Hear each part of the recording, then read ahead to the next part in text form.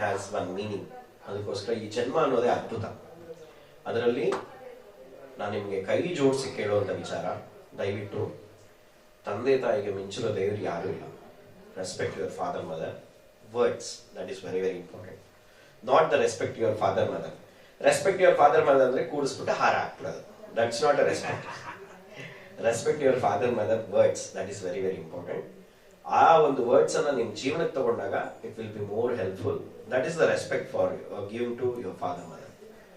ಎರಡನೇ ವಿಚಾರ, ಅತಿ ಆದ್ರೆ ಅಮೃತ ಕೂಡ ವಿಷ. ಯಾವುದು ಅತಿ ಮಾಡೋದು ಬೇಡ.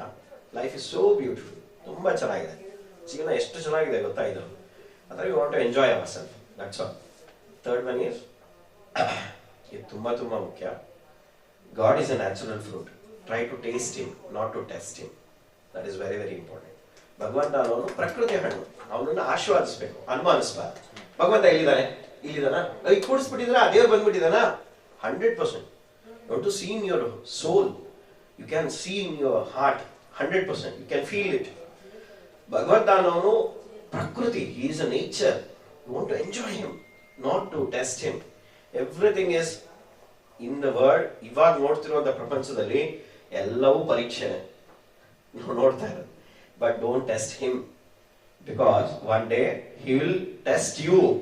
You can't bear 100%.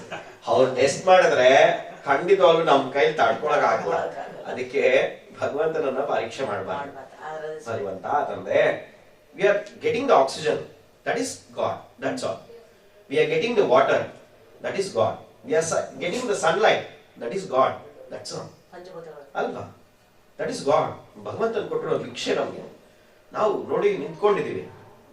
ಎಷ್ಟೋ ಪ್ರಾಣಿಗಳು ಬಿದೋಗುತ್ತೆ, ನಾವು ನಿಂತ್ಕೊಂಡಿದೀವಿ. We are so energetic. ಭಗವಂತ ಇದ್ದಾನೆ, ನಿಮ್ಮ ಒಳಗಡೆ ಇದ್ದಾನೆ. You see in your inner soul.